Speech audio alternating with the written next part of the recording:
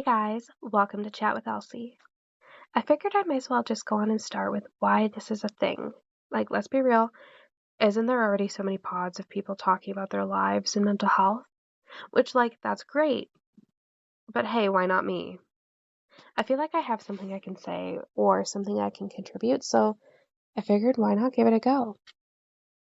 I literally have a notebook full of lessons or quote unquote sayings, and I actually, just air quoted, not that any of you can see that, but you know what? We did it anyways. Anyway, sayings that, if you may, are essentially things that I've realized throughout 5 years. Now, when I talk about 5 years, I guess we need to address that elephant in the room. In 2019, I dealt with a long-term relationship ending, which very shortly after that is when the world kind of had this shutdown, isolation, if you catch my drift. I don't want to say the word in case that already gets me, banned. I don't know, is that a thing? I don't want to find out. Anyways, taking into account this long-term relationship ended, I had also gotten laid off due to this word. And I loved this job. I adored this job. And because of this, we all just became stuck and stagnant and lonely and feeling like we couldn't connect unless it was through social media, which clearly did not replace human connection. But if anything, this isolation honestly forced me to truly work on myself and figure out who, what, when, where. No, I'm not going to do that to you. I'm so sorry. Anyways, within this time frame, I also want to add that I had lost my cat who I had for 18 years. Also in this time frame, a lot of care homes that were shut down, and I had have a parent living in a care home, and obviously that's very stressful. You cannot see them for a year. You can only really talk over the phone, which again does not replace human connection or human touch or seeing somebody face to face. So within less than 12 months, that had happened. Lost my cat, a job, a long-term relationship, and I didn't get to see a parent for an entire year, which I'm not going to minimize. I know a lot of people had dealt with that, and you truly have all my sympathy if you were an individual that had to go through that. And you don't exactly get to go hug a friend or go out and chill. So within means of therapy, I understand that not everyone has access, or at least not the best means of access, to a licensed medical professional for such things. I somewhat took it upon myself and my psychiatrist to help me figure out what it was that I needed to work on.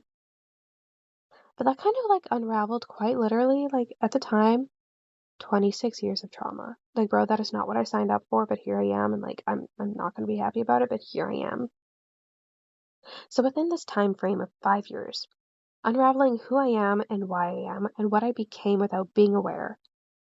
Now, what I mean by this was I wasn't aware that I was lacking communication skills, or that I was lacking in some instances emotional maturity. I honestly thought I had it all in spades, essentially. In saying that, I have become aware of who I am now and what had progressed me to become who I am, and within that was lessons I ended up learning. Now keep in mind, everyone's journeys look different. How we learn will be different, and I was not aware that childhood instances gave me trauma responses, or in a way, immature and or incorrect responses.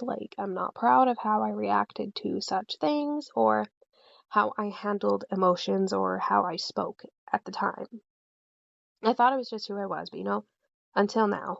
And what do you know? It's not me. The first lesson I ever wrote in this notebook, which, by the way, I have 75 lessons, 75 sentences, 75, okay? Just 75 things, okay? Let that soak in.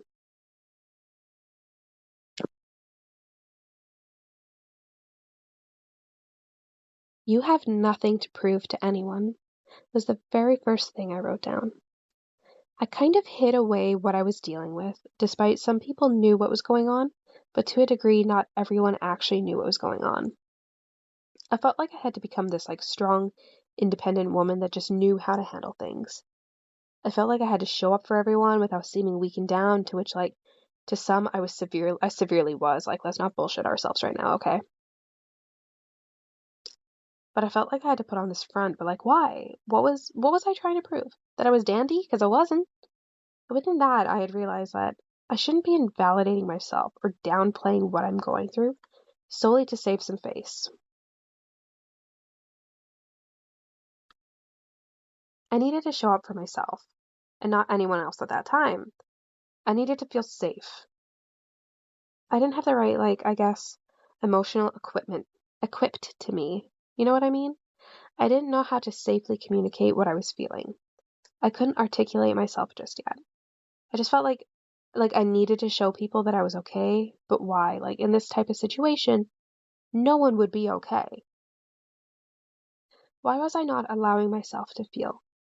But anyone else going through this situation, I would be down someone's damn throat, being like, validating, validating, validating. Like, you are fine to feel these emotions. You are safe to feel these emotions. But I was not allowing myself to feel emotions. I was not allowing myself to feel the true, deeper feelings because I felt like I had to put on some presence for people to seem so strong for some, unknown reason.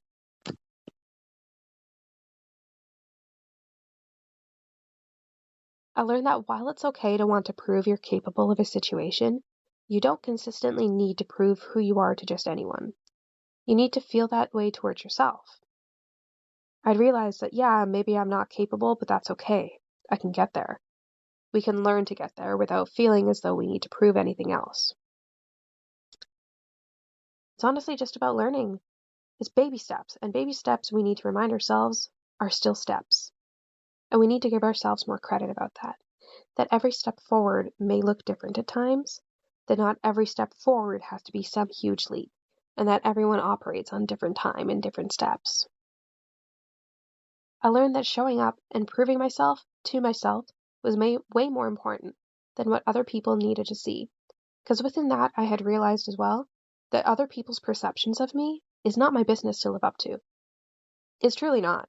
It's not my job or purpose to live up to another person's expectations. That's not fair to myself, and honestly, that's not fair of another individual to put that onto you. To act, to dress, to talk, or think, or communicate in a certain way. While I'm at it, growing and maturing comes with realizations that even for you yourself, to have an expectation of another individual doesn't come across as fair. Why should they prove themselves to you? To me. Now, I feel like touching that subject is also so different for different situations. Like maybe a romantic partner needs to prove that they're trustworthy after a situation. Like, of course, that's different. But like, in this sense I'm referring to, you don't need to prove you're worthy of someone else's attention or time other than your own. And that also draws to another lesson that I had written down, and this draws it into play that not everyone will see your worth. Don't let that be you. Don't let yourself be someone who can't see their own worth. Don't be someone who invalidates their worth based off of another person's idea. Like, come on, especially with what? For like, example, like beauty standards. Like, they could give a girl whiplash. Like, come on. It's constantly changing, and that alone is exhausting. To never feel up to par with what's deemed conventionally attractive or in, and I hope you know that I'm like air quoting on that, to like, let alone never feeling up to par with someone's idea of who or what you should be. Focus on you. Focus on noticing your own worth and what you want to be, not who you're trying to be based off of what you think others want to see. I sometimes see these like posts on Instagram that are like trying to tell you how to be like quote unquote successful. Like how to be a millionaire in these 5 easy steps. Yeah, wake up at 4 a.m. Like bitch, you think I'm going to be a millionaire because I woke up at 4 a.m.? My brain will not process that. In fact, I'm already mad. Moving on. But I had seen one that said, sometimes your goals happen when you're quiet and you don't quote unquote advertise them. I guess like, is that the right word? Like, I don't know. But like, I kind of agreed with that to an extent. There's times I take like a week or two off social media to reassess my life. Reevaluate what I need done, and sometimes being consistently online or even just on is constantly exhausting. You need to go into hermit mode sometimes and focus on you. And we've honestly been like in this era, like sorry, but like this era where focusing on ourselves may seem selfish. But it's not. Like it's truly not. Like I promise you it's not. Because when you're constantly on or showing up for others, trying to be a beacon for whatever it is other than yourself, that shit gets exhausting. So why would it be selfish to want to focus on you and regroup? Why would it be wrong to just want to step back and reevaluate yourself for yourself and not someone else? Listen, I'm not perfect. In fact, I could be wrong on some of my outlooks, or another person may not agree with what I say. You know what? That's okay. That's okay. And that's gonna happen. I just don't and won't allow that to keep me from focusing on me and to keep me from looking out for me. There's a big difference between being selfish and only ever thinking about yourself and how things benefit you for your own gains versus looking out for yourself and what brings you peace and balance. Please remember that. I also want to point out some of these pods may just be kind of tangents. Like, I feel like there's so much to unravel here and listen to, but that just could be because my brain gets the zoomies, and that happens to the best of us. So if there's anything you have like to take away from this is you don't need to prove yourself to anybody but yourself. Never lose your own self-worth, and don't base your worth off of what other people think is acceptable. So I think that's it for this episode. If you made it this far, I just want to thank you for the support and the listen. I hope you have an amazing night, day, or afternoon, whichever it may be, and I'll catch you in the next one. Bye!